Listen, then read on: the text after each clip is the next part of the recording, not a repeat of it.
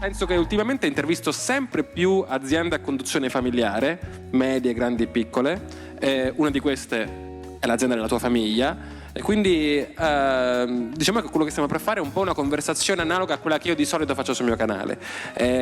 Non ti ho preparato nulla, non gli ho inviato le domande, gli ho detto fidati di me, io ti chiedo qualcosa, per me l'importante è che mi rispondi esattamente come risponderesti a qualcuno al bar.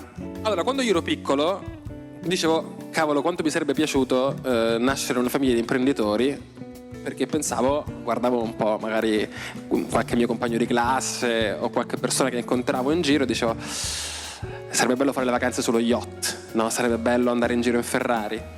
Poi piano piano, quando ho iniziato a conoscere e intervistare, diciamo, figli di imprenditori e persone che lavorano in un'azienda familiare, ho iniziato a dire, cavolo, mi sa che era diverso da come me lo immaginavo, forse sono contento di non essere figlio di un imprenditore, perché spesso è più tosto, perché sono sotto pressione, ormai ne ho intervistati tanti, perché ci sono delle aspettative che io non ho mai avuto, l'aspettativa di superare o di raggiungere i fasti del passato, le aspettative di dover fare la gavetta perché se no ti dicono che sei un figlio di papà e quindi devi farti il culo il doppio rispetto agli altri.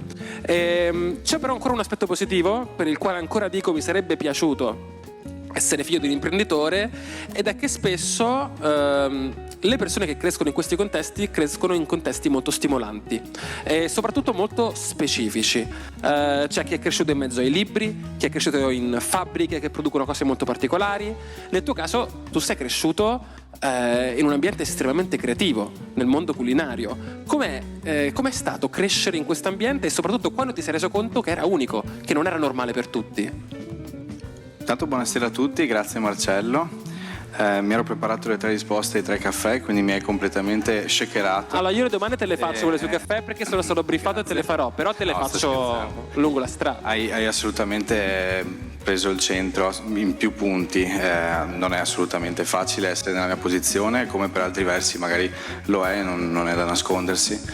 Farsi il culo è assolutamente necessario e non c'è un momento in cui puoi permetterti di smettere di impegnarti e di dare il 100%. Nel mio caso sì, sono cresciuto qui a Padova, quindi anche per me essere qua è un vero onore, e infatti devo ringraziare anche Laura, sposato, che è qui davanti. Un applauso a Laura. Grazie, veramente. Diciamo che sì, ho fatto un percorso scolastico sempre in zona casa, no? Quindi sono sempre stato in una zona di comfort fino ai 18-19 anni, posso dirlo tranquillamente. Nel mentre, appunto, come ci ha introdotto Michaela, avevo iniziato già a lavorare ed ero, come diceva Gianni, il boccia de bottega, senza dubbio. Quindi per quei 3 anni è stata sicuramente una scena già vista in più aziende a conduzione familiare. Ho iniziato l'università, una brevissima parentesi, che dico sempre, non ho fatto la Bocconi, ma di Bocconi ne ho fatti tanti, questo sicuramente sì. E quindi ho deciso proprio da solo di lasciarla per dedicarmi al lavoro al 100%. In quell'occasione ho convocato in riunione mia mamma e mio papà, che appunto non sapevano cosa dovessi dirgli, visto che il talk non era proprio la mia specialità, e seduti allo stesso tavolo gli ho detto: guardate, io non mi sento più non mi piace più studiare, sono materie che ho già visto, non mi appassionano, non è più il mio, però mi piace la sala, mi piace il vino, mi piace l'accoglienza, mi piace il servizio, eccetera, e quindi voglio intraprendere questa strada, seguire le orme di mio papà fondamentalmente, perché sì, è un ambiente creativo dal punto di vista imprenditoriale, mio papà, dal punto di vista creativo, artistico, culinario è mio zio. Tuo zio, chiaro. Esatto. E in quel momento praticamente ci siamo stretti la mano e cosa è successo? Mio papà mi ha detto: ah sì, va bene, se vuoi per un figlio in azienda c'è sempre posto, però non dare le cose per scontato. Quindi, siccome doveva durare 3 anni almeno l'università, te la faccio io l'università per 3 anni. Ok, ho detto, ok, tanto sarò a Calandria, no? Sarò lì nella mia zona di comfort. Prendi e vai a Parigi. che detta così potete dire vabbè, poteva andarti peggio, assolutamente sì, però non sapevo il francese, ero stato forse una volta da piccolo e non mi era manco piaciuta, quindi ero proprio nel panico all'epoca. E quindi corri, diciamo, ai ripari e cominci a fare un corso. Alla fine ho fatto 10 ore di corso fondamentalmente di lingua. Non bastano? No, non assicuro a nessuno, provateci, ma non bastano. E quindi mi sono trovato catapultato a Parigi a 19 anni a dover fare servizio a dei parigini doc, diremmo noi, che facevano, non capivano perché giustamente non ero comprensibile tante volte, ma tante volte ti correggevano, ti stavano lì a giudicare, no? Molto da vicino, e nonostante questo magari apprezzavano i piatti, però il servizio non era mai all'altezza. E quindi ecco, se vogliamo un caffè amaro, ecco, quelle volte lì era bello amaro, i primi 3 mesi di mutismo e rassegnazione li ho sentiti. Però dopo questo caffè amaro, diciamo, è diventato, non so se liscio o shakerato, però con qualche diciamo ingrediente in più si è tramutato in un'arma, diciamo, mia, che potrebbe essere la lingua e la conoscenza di un popolo come il francese, che per quanto riguarda la gastronomia è molto importante. Insomma, va da sé, tutta la scuola gastronomica, i vari maestri della cucina nascono in Francia, e quindi conoscerli, frequentarli, conoscere il gusto della loro cucina, i loro vini, eccetera, si è poi tramutata in una mia arma, e difatti adesso mi rende possibile il fatto di seguire magari ancora da lontano Parigi, nonostante siano già passati 10 anni più o meno, e l'esperienza in Marocco, che è super stimolante all'interno di un gruppo alberghiero tra i più forti del mondo, e poter mettere in pratica, ecco, quello che ho imparato in questi 4 anni di gavetta, chiamiamola così. Ok, senti una cosa, quindi e questo secondo me è un altro grande momento che hanno le persone che crescono con un papà o una famiglia di imprenditori, ed è il momento in cui decidi se è anche la tua vocazione, quindi quella di fare l'imprenditore, oppure se non lo è. Generalmente quello è un momento molto importante, perché spesso devi andare dalla famiglia e dire guarda, voglio fare altro. E nel momento in cui scegli di fare l'imprenditore, poi c'è la differenza se mi piace fare l'imprenditore e voglio fare altro, come è successo, oppure se voglio proprio, come dire, voglio prendere il testimone, quindi voglio essere pronto quando sarà a guidare io l'azienda. Quando è che si è formata nella tua testa la decisione di prenderti questa responsabilità? È una bella domanda. Allora, non c'è un momento, come diceva appunto, una folgorazione che ti dice oddio, adesso ti sei palesato davanti qualcuno che ti ha detto adesso vai e spacca, cioè no. Deve essere qualcosa che maturi in te, no? Di conseguenza ci sono stati più momenti, assolutamente. Uno di questi è stato quando mio papà mi aveva affidato diverse cose che poi ho portato a compimento, e quindi un po' alla volta, no? ti fai strada. Nel mio caso è un lavoro doppio, perché devo lavorare tra una mente di sala e una di cucina, e devo metterli d'accordo, che non è mai molto semplice. Sono complementari tra di loro e non hanno mai previsto una terza persona di fianco, e di conseguenza ogni volta ci sono 2 pareri da avere, sai, luce verde prima di partire, e quindi la lotta è doppia ed è complicato. Però nonostante questo condivido entrambe le visioni, e quindi sto cercando di trovare la mia. Credo che il giorno in cui riuscirò con facilità, e non è ancora arrivato a quel giorno, a riuscire a tradurli e a metterli, diciamo, su un unico canovaccio, allora lì magari sarò pronto. Cioè ogni tua decisione deve passare dall'approvazione, dal benestare sia di zio che di papà, fondamentalmente. Allora, ad oggi non è la mia idea, magari sì, potrebbe essere così, però in realtà abbiamo creato proprio una figura cuscinetto, chiamiamola così, che è tra il loro ruolo manageriale, sì, e presidenziale di mio nonno addirittura, e quella operativa. Quindi siamo tra i restaurant manager e gli chef e la parte dirigenziale, quindi tutta la parte operativa, decisionale, i flussi di lavoro, gli standard di servizio, gli uniformi, tutto quello che è come appariamo, cosa facciamo e come lo facciamo in insieme, questo deve passare da me. Poi è chiaro che non posso decidere domani, domani apriamo a Shanghai da solo, perché ci vuole un processo dietro, ci vogliono anni di lavoro anche per le aperture. Però faccio un esempio. Adesso abbiamo appena aperto a bordo di 2 crociere, ti accennavo poco fa. Sì. Sono 2 crociere americane di Crystal Cruise, che è una compagnia abbastanza conosciuta, che ha avuto un fallimento, adesso si sta riprendendo, è stata riacquistata e hanno voluto un ristorante italiano all'interno e noi siamo entrati molto volentieri nel progetto. È un modo anche per essere nel mercato americano, dove noi non presenziamo con un ristorante fisso, nonostante la clientela a Venezia sia quasi l'80% veneziana e americana, pardon. E il progetto è nato 2 anni fa e l'abbiamo aperto adesso a luglio e agosto di quest'anno, a cavallo fra i 2 mesi. E la cosa che ci ha dato più soddisfazione, ed era forse anche la risposta all'espresso liscio che mi ero preparato. Guarda che se le dici te le stai bruciando, perché io te le chiederò. Tu me le chiederai? Devi dirmi cose diverse. Devi fare il tic, scusami. No. Cosa fatta? Abbiamo ancora un sacco di tempo. E quindi dicevo, la cosa è stata bella perché è partita ed è andata bene dal primo momento. Cioè noi siamo arrivati a bordo, intendo, con tutta la parte di studio già avvenuta, i piatti, le posate, i bicchieri, lo stile di servizio, le uniformi, gli ingredienti, la logistica per far arrivare gli ingredienti a bordo delle navi, che è follia, però per fortuna ci hanno dato una grande mano loro. E quindi siamo arrivati fondamentalmente, abbiamo fatto 2 crociere, una con una nave nel Tirreno e l'altra nel Mare del Nord, e in entrambi i casi siamo arrivati che c'era la squadra tutta pronta, precisa, perfetta, da cravatta all'allaccio delle scarpe, tutti bellissimi, 60 nazionalità diverse a bordo, per cui immaginati poi anche le differenze di attitudine delle ragazze e delle ragazze. E siamo arrivati a bordo semplicemente per fare il training del nostro stile di servizio di sala.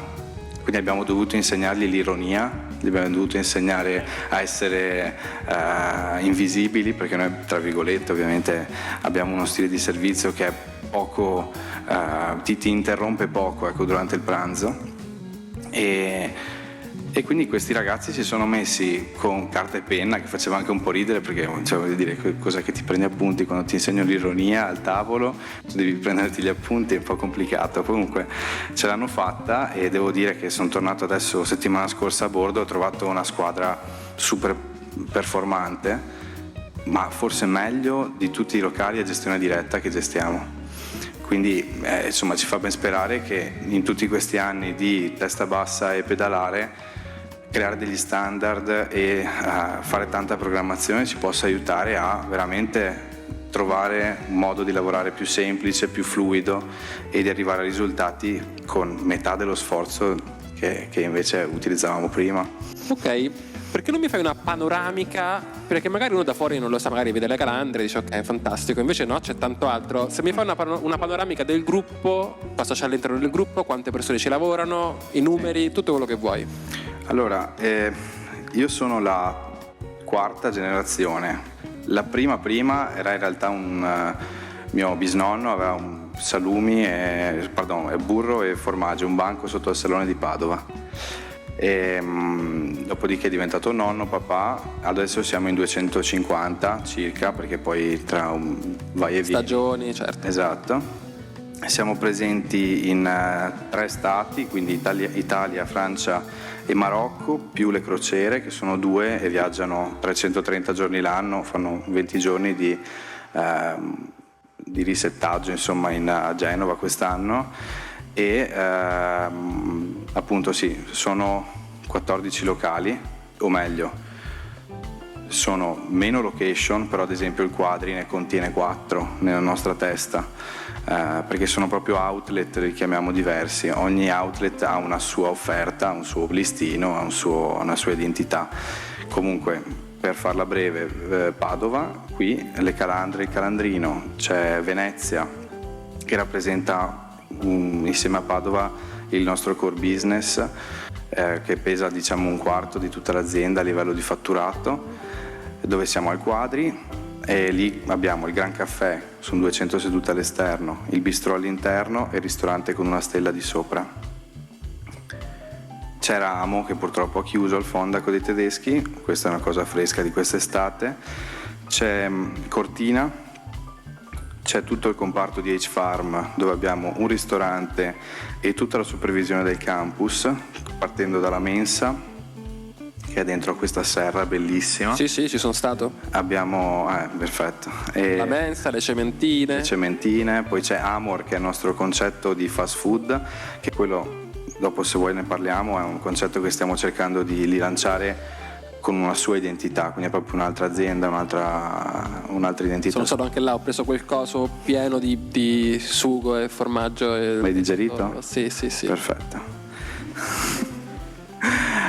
Giuro. E dopodiché le navi, Parigi, dicevo appunto, Caffè Stern, e in Marocco siamo a Marrakech e a Tamouda Bay, che è una baietta al nord, all'interno di questi hotel della stessa compagnia, Royal Mansour. Noi siamo l'italiano in entrambi i casi, a Marrakech in una modalità un pochino più, chiamiamola fine dining, anche se non ci piace usare questo termine, e nell'altro invece al nord, a Tamouda Bay, è una cosa molto più destrutturata, molto più simile a una trattoria, con pizza e con appunto décontracté, dicono in Francia, è una cosa molto più easy. Ok, l'italiano per eccellenza. Sì, se vuoi anche un po' standardizzato, però diciamo con una facciata standardizzata per rassicurare. Poi chiaramente la ricerca degli ingredienti che c'è dietro è molto profonda. Ok, ora passiamo a questi caffè. Non sei autorizzato a riciclare gli aneddoti già fatti, quindi ci dovrei pensare. Allora, ti vorrei chiedere poi non tanto dall'aspetto semplice imprenditoriale, no? Perché alcune volte uno dice ok, un caffè amaro potrebbe essere un momento difficile in azienda, però magari, io lo penso anche sulla mia pelle, ci sono stati momenti difficili che io ho affrontato con più positività, perché magari sapevo che la direzione in cui andavo era quella giusta e sapevo che magari una soluzione l'avrei trovata, rispetto a momenti in cui tutto va bene, però magari vedi che le cose scricchiolano, vedi che c'è qualcosa di sbagliato, ti aspetti che qualcosa non succederà e magari personalmente la vivi in maniera più stressante, o perché magari umanamente le cose non funzionano anche se il business va. E quindi nella vita imprenditoriale non è secondo me tanto se il deal va liscio o quanti soldi fai quell'anno, ma quanto tu riesci a vivertela bene anche come imprenditore, che è la parte più difficile perché il tempo scarseggia, le risorse mancano, eccetera eccetera. Quando quindi ti chiedo, partiamo col caffè amaro, qual è stato il tuo caffè amaro, è proprio qual è la situazione che ti sei vissuto peggio, che non è detto che sia necessariamente un disastro per l'azienda. I traslochi. Ok. No, sembra una stupidaggine, però no, adesso a parte per banalizzare rispondo così, però i tanti spostamenti, soprattutto su Venezia, ti lascio immaginare coi ponti. No, comunque per tornare seri, in realtà è una cosa molto di cuore nel mio caso, il caffè amaro, nel senso, quando è mancato Gianni Frasi, che è il nostro torrefattore di fiducia, dopo, che era un amico, quasi uno zio per certi aspetti, e diciamo che ogni volta che si andava a bere un caffè si pensava a lui, e quindi da quel momento è mancato questa persona che faceva questo caffè eccellente, cotto a fiamma viva. Lui ha un'azienda nel Veronese, e in quel momento suo figlio non era detto che fosse il suo seguace, nonostante avesse tutte le capacità per esserlo.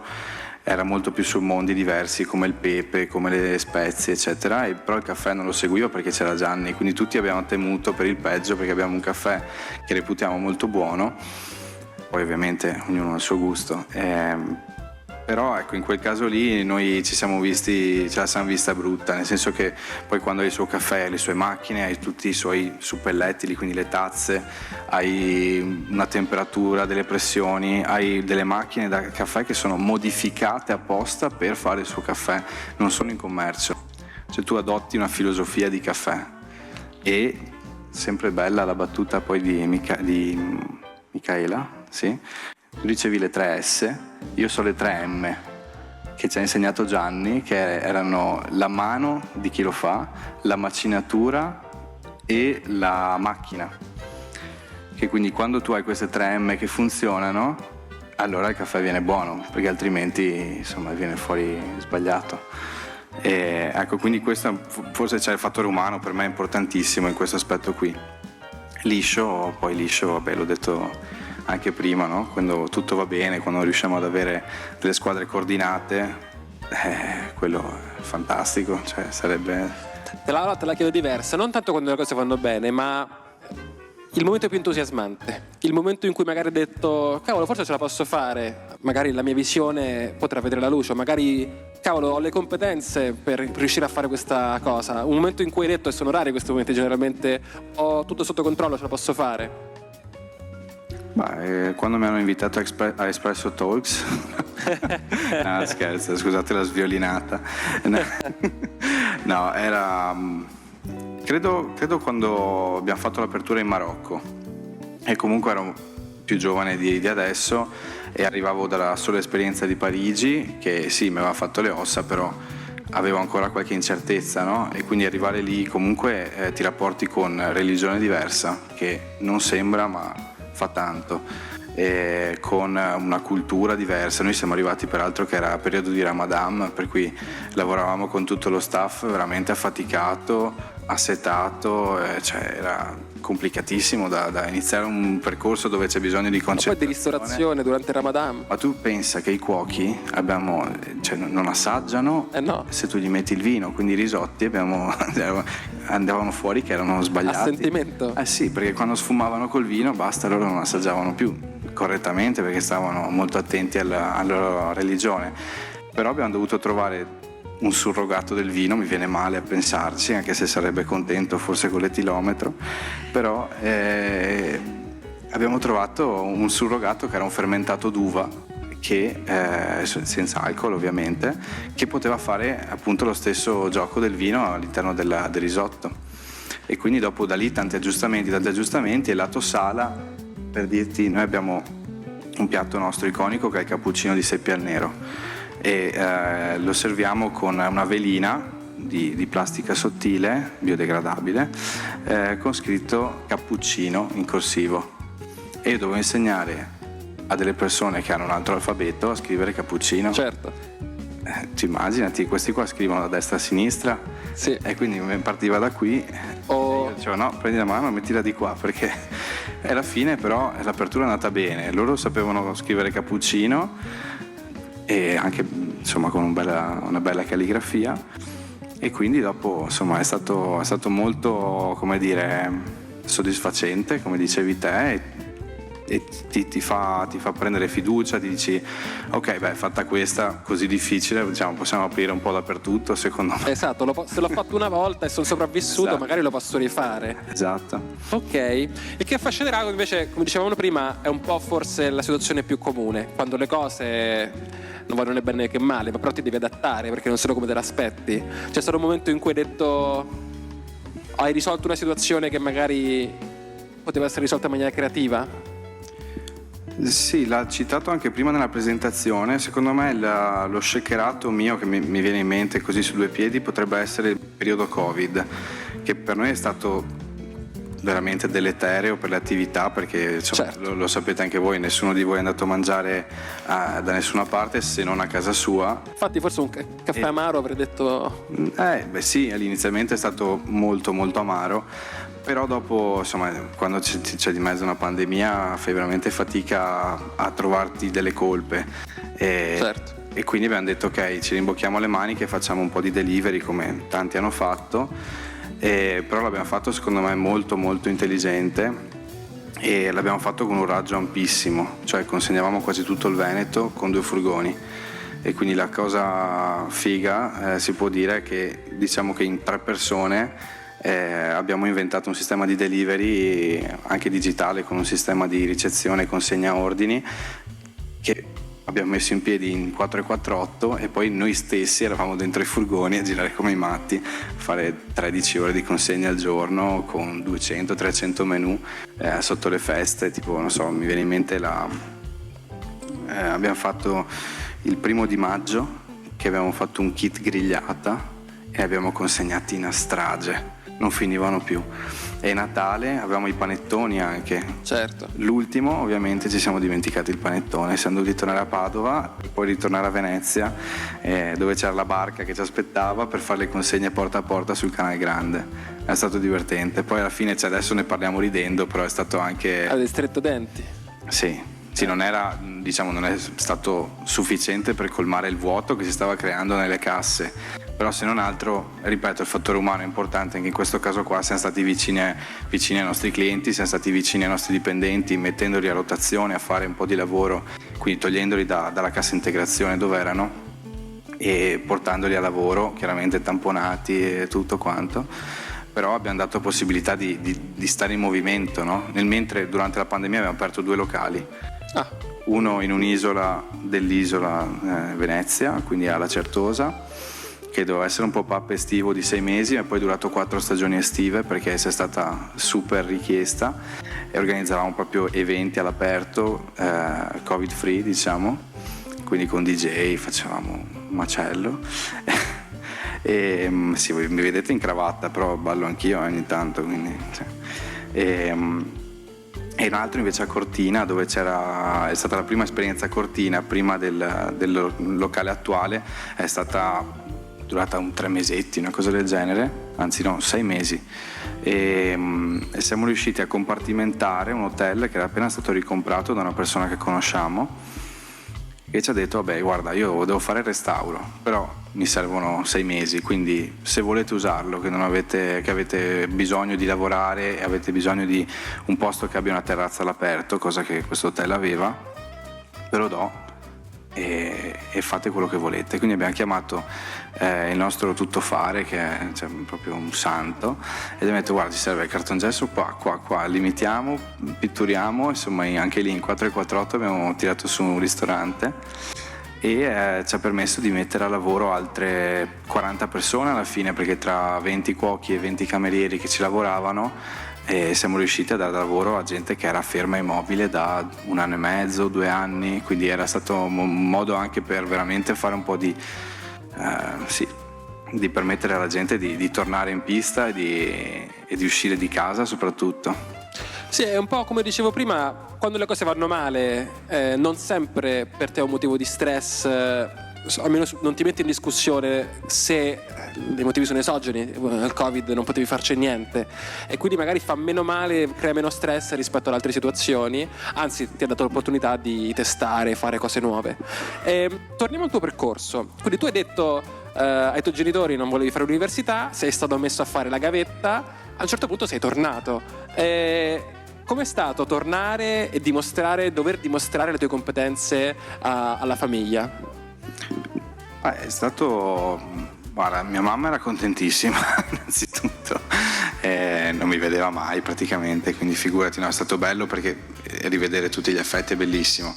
A lavoro la gente aveva molte più aspettative da me, questo sicuro, perché ero giovanissimo e dovevo andare da Parigi direttamente al Quadri, quindi sarei dovuto arrivare lì che avevo 22-23 anni, e secondo me è stato, non dico meglio perché comunque di mezzo c'è stata la pandemia, però il Quadri l'ho preso in mano dopo questi 2 anni, quando è stato possibile riaprire al pubblico, e in quel caso lì mi sono dovuto rapportare con dei colleghi che erano lì da 25 anni nello stesso posto di lavoro, da più tempo della tua vita intera.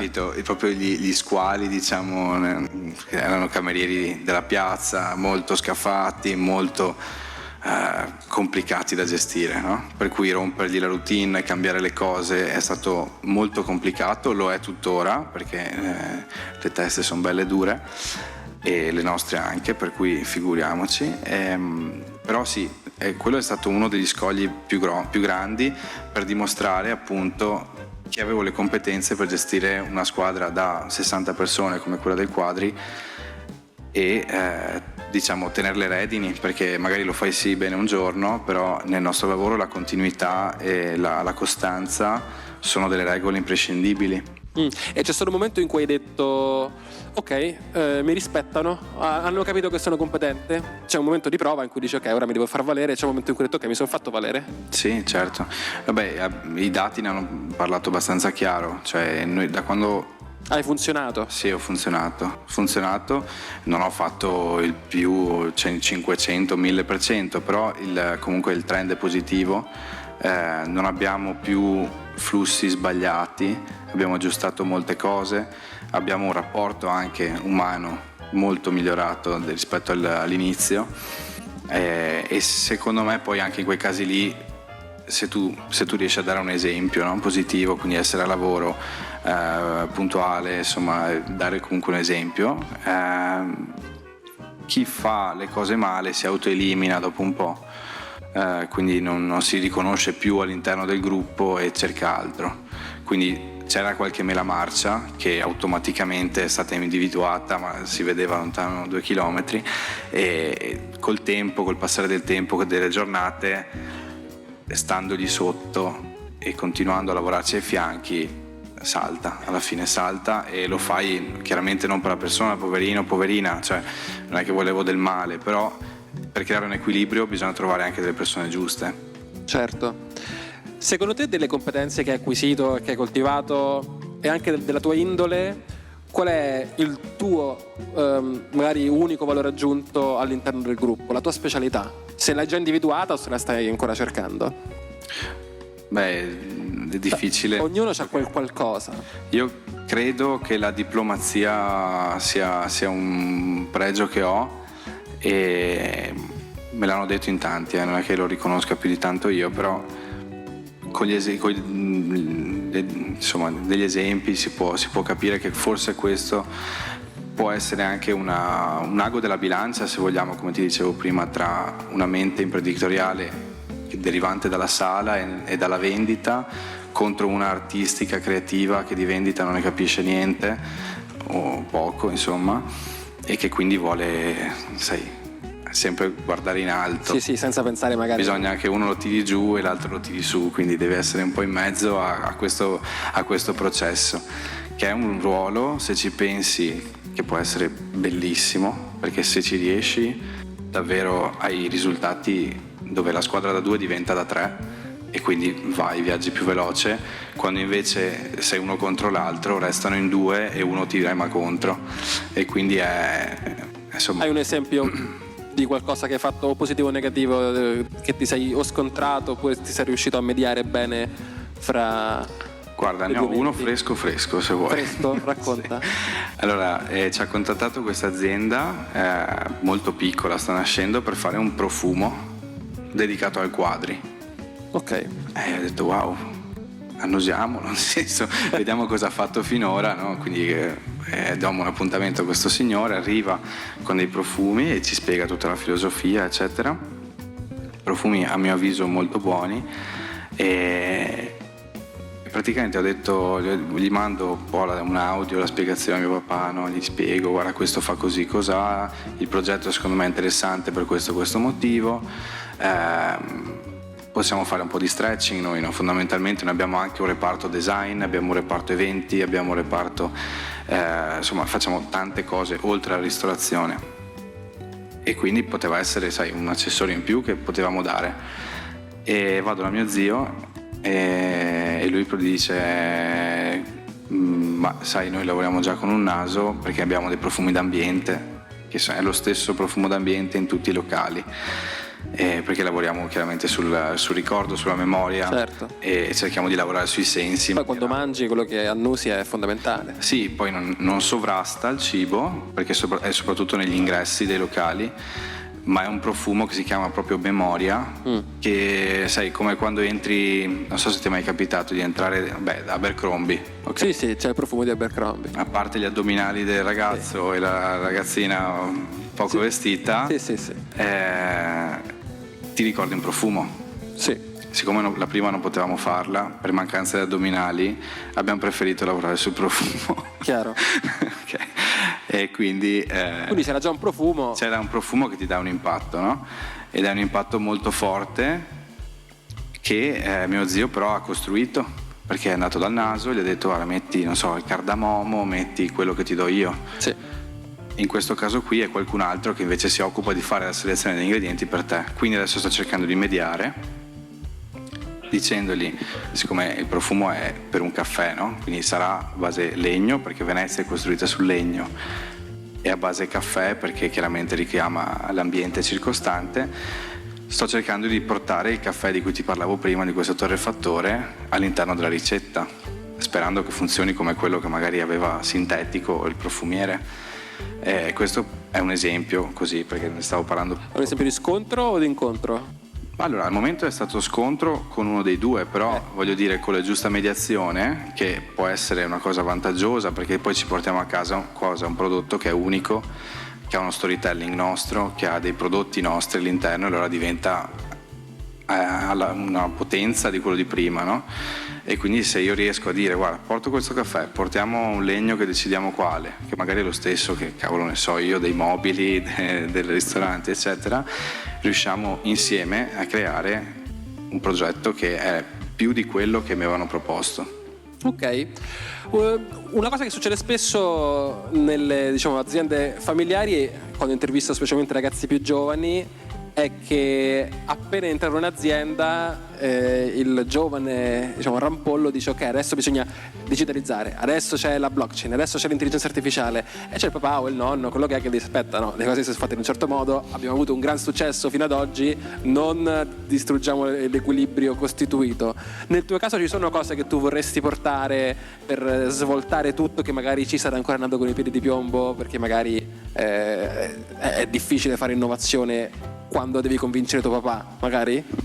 No, assolutamente. In realtà, guarda, mio papà è molto tecnologico, quindi c'è un vantaggio. Abbiamo da poco cambiato, per esempio, il sito di il gestionale di prenotazioni, che ha una parte, perché ormai devono dirlo, perché se no non te lo vendono, di AI integrata, Okay. che è ancora un po' una stupidaggine, cioè ti corregge i testi fondamentalmente, quindi Okay. si può fare molto di più in quel verso, in quel senso lì. Però ce l'abbiamo integrato, funziona ed è una bomba, onestamente, molto meglio di quello di prima. Abbiamo il sito che a breve verrà rivisto e rifatto, e lo rifaremo con H-Farm, appunto, quindi con forse uno dei player migliori nell'aspetto digital.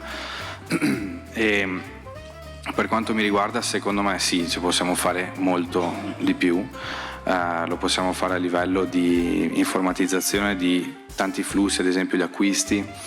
Abbiamo un reparto acquisti veramente molto impegnato, ed è diviso addirittura in reparto acquisti generici, diciamo, e manutenzioni, tra l'altro, più quello dei vini e degli spiriti, Sì.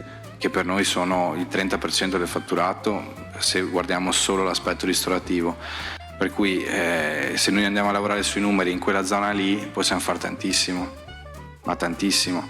E se riusciamo a lavorare su, invece di un metodo Kanban, di digitalizzarlo, faremo probabilmente delle percentuali migliori anche a livello di efficienza, di puntualità. E adesso parte dell'ufficio, diciamo, lavora ancora un po' a metodi vecchi.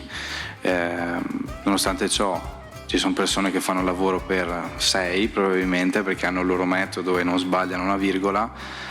Però ecco, a lungo andare, quando sarà il momento della loro pensione, ci pensiamo un attimino su come cambiare le cose. Cioè lì bisogna intervenire, lasciandosi nel migliore dei modi e integrando con un sistema che funziona meglio e che magari ci impiega anche una persona in meno, non lo so. Però sono tutti ragionamenti da fare poi lì per lì. Adesso non li abbiamo ancora iniziati. Ci sono dei player in Italia, all'estero, competitor o non competitor, che sono in grado, che sono magari allo stato dell'arte nel vostro settore sulla tecnologia, che tu guardi e ammiri? Allora, lato tecnologico difficile dirlo, cioè bisognerebbe essere dentro negli uffici. Lato standardizzazione e qualità, sì. Ad esempio, uno che ammiriamo tantissimo è Cipriani. Cipriani è Una macchina da guerra. È inafferrabile, adesso è inafferrabile, e sono stati bravissimi. Però c'è una differenza abissale tra quello che fa Cipriani e quello che facciamo noi, e non parlo di qualità perché vabbè, non ne parlo, ma parlo di standardizzazione.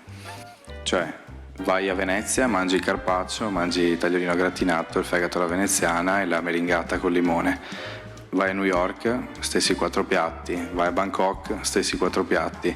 E dove li mangi? Sulle stoviglie che sono tutte uguali, sulle flutte logate tutte uguali, e diciamo che c'è proprio questa standardizzazione perfetta che ovviamente gestita in questo modo alla base credo ti faciliti molto. Se guardi come lavoriamo noi, cioè lavoriamo su un progetto che parte da un bozzetto, ma non per scherzo, da un bozzetto, da una mood board, da qualsiasi cosa, cioè anche banalmente un reel può ispirarci e dire cavolo, sai che figo costruire un ristorante intorno a un espresso. Ed è nato spesse volte così in un ristorante, però questo prevede uno sforzo mentale enorme.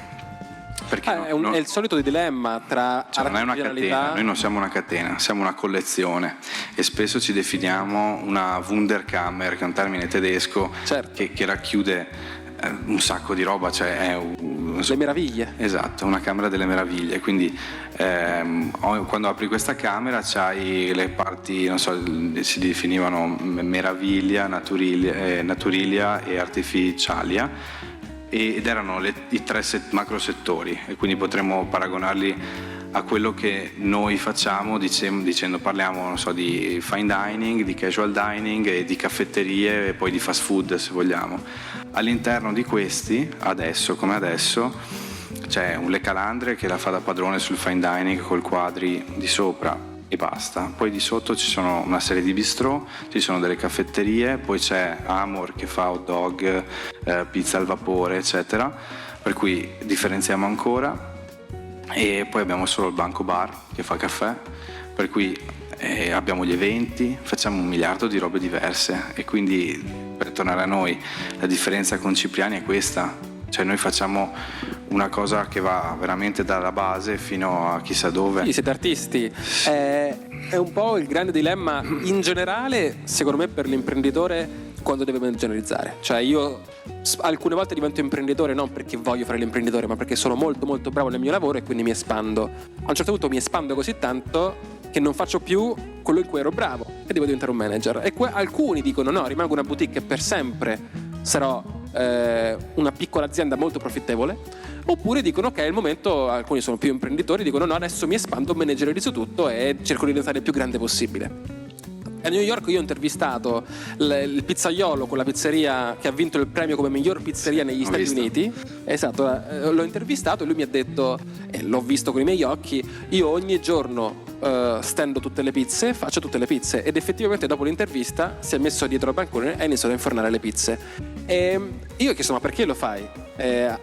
La sua pizzeria ha dei margini pazzeschi, fa un sacco di soldi, perché ti metti tu a infornare tutte le pizze? Perché lui dice il giorno che non infornerò più le pizze, allora voglio aprire 100 pizzerie. Non voglio fare la via di mezzo in cui ne ho 2 o 3 ma ho già perso il controllo. Il giorno che perdo il controllo allora voglio diventare gigante. Finché non faccio questa decisione, allora sarò io l'artista e voglio essere io ad avere il pieno controllo del mio locale. E questo è un grande dilemma. È corretto, cioè anche noi abbiamo avuto la stessa mentalità di questo pizzaiolo fino al giorno in cui non ti chiamano per fare una consulenza. Una consulenza adesso noi ce l'abbiamo attiva ad esempio in Marocco, ed è stato un po' mediarla, perché abbiamo comunque mandato dei nostri ragazzi lì, chef, sous chef, direttore di sala e sommelier.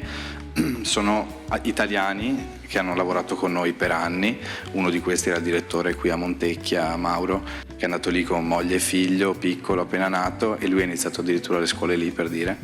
E abbiamo comunque un team, capito, fidato, che porta avanti tutto quello che sapeva già fare, e viceversa noi ci portiamo a casa per un mesetto i ragazzi e le ragazze marocchine, facciamo un distaccamento e li formiamo in casa. Quindi capita ogni tanto che se viene a mangiare da noi trovi qualcuno che non ti risponde a quello che gli chiedi, perché poverino parla solo francese o arabo, quindi però è molto interessante, ed è però stato secondo me un po' una transizione nella gestione della consulenza. Adesso ad esempio con le navi abbiamo appena aperto, a bordo non c'è nessuno dei nostri, abbiamo lavorato in formazione anticipata e on the job, diciamo 15 giorni prima dell'apertura al pubblico, per cui stiamo diventando, secondo me, sempre più bravi a, diciamo, buttare il cuore oltre l'ostacolo e dire bisogna che ci fidiamo delle persone che ci chiamano, bisogna che le formiamo, e soprattutto mio papà e mio zio in questo caso hanno creato questo cuscinetto di cui parlavo prima, di quale faccio parte io e altri 3 colleghi, e siamo in azienda da più di 15 anni, tutti e 4, che facciamo le loro veci, quindi per loro è un atto di fiducia. Sì. E anche di scarico di un po' di cosette, però è necessario. Però è necessario, perché cioè, non possono gestire sempre tutto loro. Quello che fanno molti chef all'estero, sono solo a Las Vegas e sono solo da Hell's Kitchen, il ristorante di Gordon Ramsay. Però io pensavo, wow, vado da Gordon Ramsay. In realtà non dico come andare da McDonald's, però ce ne sono non so quanti di ristoranti di Gordon Ramsay solo a Las Vegas e in tutti gli Stati Uniti, e la loro strategia è dire ce n'è uno che è la boutique, uno che funziona esattamente come qualsiasi altro stellato, dove è impossibile prenotare, che magari chiude anche il bilancio in perdita perché è proprio flagship, il meglio che c'è. Tutto il resto è completamente relegato e chiudono gli occhi. Magari deve rispettare uno standard di qualità, deve rispettare la filosofia, però è accettato che non sia fantastico quanto la boutique. Questo forse è un modo per trasformare qualcosa che altrimenti non sarebbe un business, sarebbe appunto un'opera d'arte, invece in un business vero e proprio. Sì, Gordon Ramsay, stiamo parlando di uno chef che è iper presente sulla televisione, no? Quindi sì, noi abbiamo fatto la scelta opposta di non partecipare mai alla televisione, di non metterci mai in discussione davanti a dei giudici o delle cose del genere, cioè noi facciamo accoglienza, noi mettiamo a proprio agio la gente, le facciamo mangiare, facciamo delle cose semplici, non salviamo vite, speriamo di migliorarle a piccoli momenti e basta. Ma nel caso di Ramsay si parla di franchising, si parla di vendita del marchio e di gestione da terzi, per cui sono cose molto diverse. Su questo probabilmente, ma è una cosa ancora da vedere e da lanciare nel progetto Amor, che è quello che ti accennavo prima. Quello è forse l'unico caso in cui prenderemo in considerazione una cosa del genere, dove creiamo uno standard, creiamo pochi item, diciamo, ordinabili. Il cliente viene, non ci deve essere per forza di cose un umano, che è una cosa che per noi è controsenso. Sì, è fuori di testa. Magari può essere, sai, come un totem, no? Certo. Puoi fare un ordine così o in cassa, paghi digitale, non passa neanche un contante, per cui viene proprio tolto l'analogico. E però mangi un prodotto buono, salutare, con prodotti buoni, digeribili, e riconosci che c'è uno studio. Per cui togliamo la parte fondamentalmente di sala, togliamo quel contatto umano che invece rende la ristorazione unica. Che è caratteristico unica. Invece delle... Certo. Quindi in quel caso lì sì, posso dirti, se dobbiamo scalare un progetto è l'unico modo che hai alla fine dei conti, a meno che tu non voglia diventare pazzo e cominciare ad assumere migliaia di persone, ma sarebbe veramente troppo complesso. Ci sarà un momento, 20-30 anni, non lo sappiamo, in cui magari sarai tu alla guida, o magari no, insomma, però potrebbe arrivare quel momento. Potrei andare a surfare a Bali eventualmente. O potresti anche mollare tutto e dire faccio altro. Io vedo in te un approccio appunto molto imprenditoriale. Nei tuoi sogni più sfrenati, fra 20 anni, come sarà, diciamo, il gruppo Alaimo e in quale direzione sarà andato? Se sarà un unico gigantesco Wunderkammer o magari sarà diventato appunto qualcosa di diverso? Questa è una domanda. Nei tuoi sogni, quindi proprio quello che tu dici nel miglior caso possibile. Nel miglior caso possibile, noi abbiamo già iniziato un percorso dove il brand viene creato ed è l'obiettivo principale. Poi non basta il brand da solo, ci vuole chiaramente know-how, ci vuole chiaramente costanza, come dicevamo prima, però sì, creare un brand che sia riconoscibile, rispettato e sinonimo di bontà, di accoglienza e in generale di una buona tavola italiana, se non la migliore, ecco. Quindi l'obiettivo è molto ambizioso perché ci sono player e colleghi che lavorano estremamente bene, Ne ho nominato uno che è Cipriani, però se guardiamo poi che arrivano da lati più Michelin stellati, c'è Cerea, insomma ce ne sono veramente tantissimi. Cannavacciuolo adesso sta facendo passi da gigante, cosa che lui peraltro è, e insomma ci sono 1000 esempi, adesso non li nomino tutti, ma veramente sono tanti, e tutti che si stanno veramente rimboccando le maniche e stanno guardando all'estero, stanno guardando anche a fondi, perché Cerea adesso mi sa che ci siamo quasi, Cipriani stesso, c'è il VMH dietro che gli sta ronzando intorno, per cui nel momento in cui viene acquistato da una holding del genere non guardano più forse il lato umano, che è una cosa triste da un lato, però se guardiamo meramente il portafoglio, chiaramente riesci a scalare e a fare tante cose che da solo con le tue forze non puoi fare. Credo che per noi un passaggio necessario sia quello dell'hotellerie, dove chiaramente i margini sono molto diversi, quindi fare un primo passo su qualche camera, su un po' di accoglienza. Ampliare l'ospitalità. Ampliarla, sì, e diciamo dare al cliente un'esperienza all'AIMO che va dal giorno alla notte, fondamentalmente. È già in programma questa cosa o è più un'idea? Non posso dirlo. Ok. Però in Marocco dicono inshallah, quindi si spera. Ok. E secondo te quali sono le difficoltà più grandi per raggiungere questa visione? Le cose che dici, guarda, questi sono proprio dei grandi ostacoli che dovrò superare. Una cosa di cui parlavamo anche prima, appunto quando ci siamo conosciuti di fatto, è il passaggio generazionale, non tanto su di me ma quanto su tutti gli altri membri della mia famiglia, che gli vogliono bene dell'anima. Siete 9, no? Hai detto? Siamo in 9 cugini, sì. 2 sono anche qua, salutiamo. 3 c'è mia sorella, quindi siamo molto, molto legati. Ed è ancora troppo presto per capire cosa succederà, perché io sono più grande di tutti, perché poi ho 2 sorelle, insomma sono 3 e 3 sui 3 fratelli. C'è mio papà, una sorella di mezzo, Laura, che gestisce il calandrino e tutta la parte di confezionamento, e poi mio zio, e siamo in 3 per fratello. E c'è qualcuno che lavora all'interno, ha le prime armi, qualcuno al bar, qualcuno, insomma, però è presto, capito?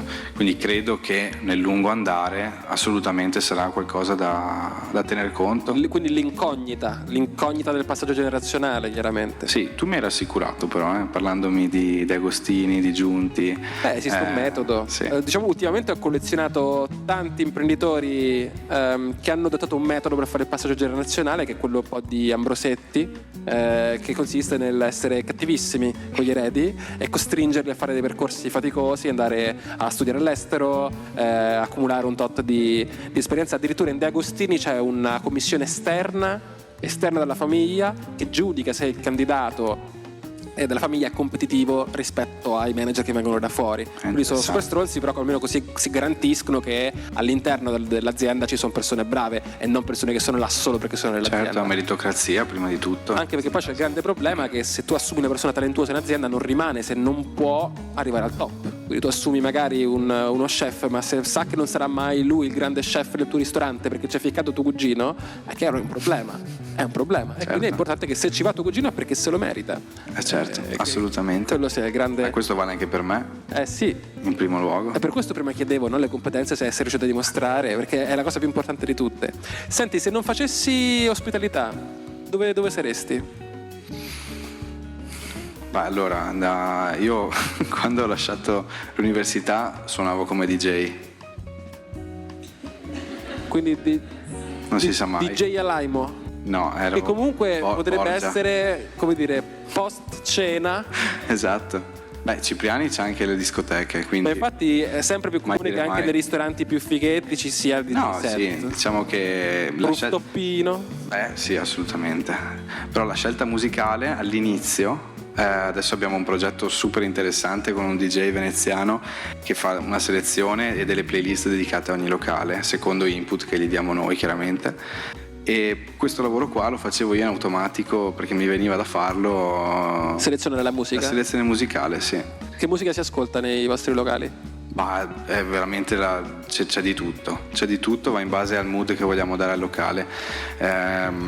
Io lavoro nel locale che ha la musica tipo più sexy, più erotica, che ha il quadri di sopra, c'ha delle voci molto sussurrate, beat molto bassi a livello del battito cardiaco, quindi sei insomma intorno ai 120 al massimo.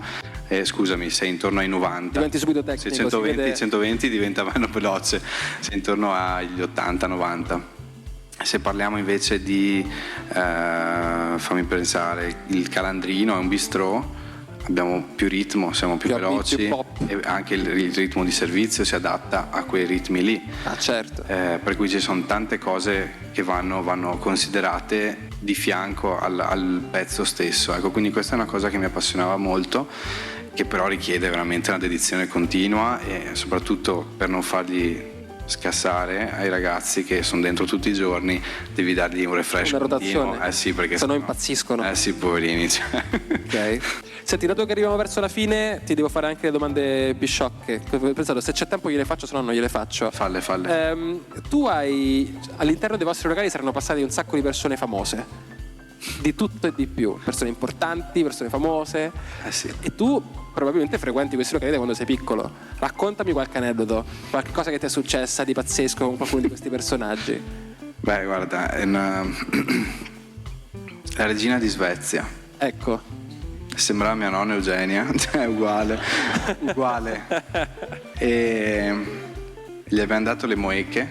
Sai cosa sono le moeche? No. Vedi, perché sei romano. Voi friggete i carciofi, noi friggiamo i granchi. Ok. Sono dei granchietti che fanno la muta, perdono il carapace rigido e ci sono due modi di farli, o con o senza l'uovo, però insomma fritti. Sono morbidi, quindi. Morbidissimo, mangi tutto il granchio. E la signora, chiaramente Svezia, cioè a nord, e ci sono una rarità da loro queste cose. Noi invece abbiamo i moecari a Venezia che le pescano. E gli hanno fatto le moeche, questa è andata fuori di testa. Pazzita. Fuori di testa. E le ha mangiate 15, non finiva più. Non ti ha presentato la principessa di Svezia? No, c'era, ma lascia stare, no? Era... Niente. Ci sono imprenditori al di fuori del mondo ospitalità che ti ispirano? Che magari hai letto un libro che ti piace? Beh, guarda, se ho avuto modo di conoscere degli imprenditori nel mondo dell'AI, tipo Max Ciocciola, lo conosci? No? È il founder di Music X Match, che è praticamente colui che in tempi non sospetti fondamentalmente ha applicato l'AI alle lyrics delle canzoni. E quindi se tu vai su Spotify, provi a mettere una canzone, fai lo scroll fino in fondo, sotto vedi testo by Music X Match.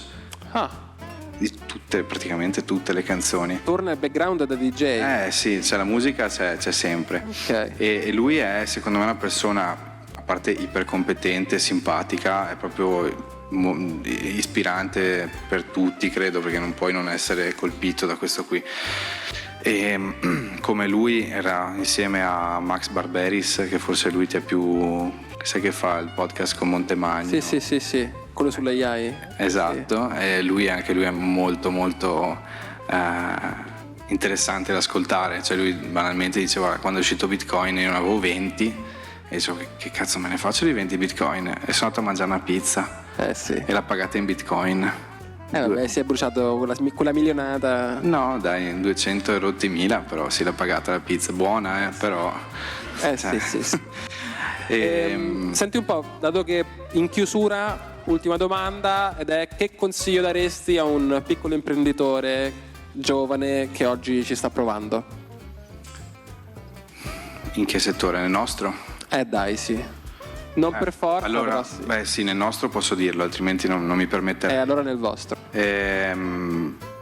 Trovare un'identità che sia diversa e unica. Cioè tu dicevi, copio l'idea dell'americano nel caso delle Io non aprirei mai un ristorante. Bravo. No, comunque trovare un'identità forte che sia diversa e perseguire la strada.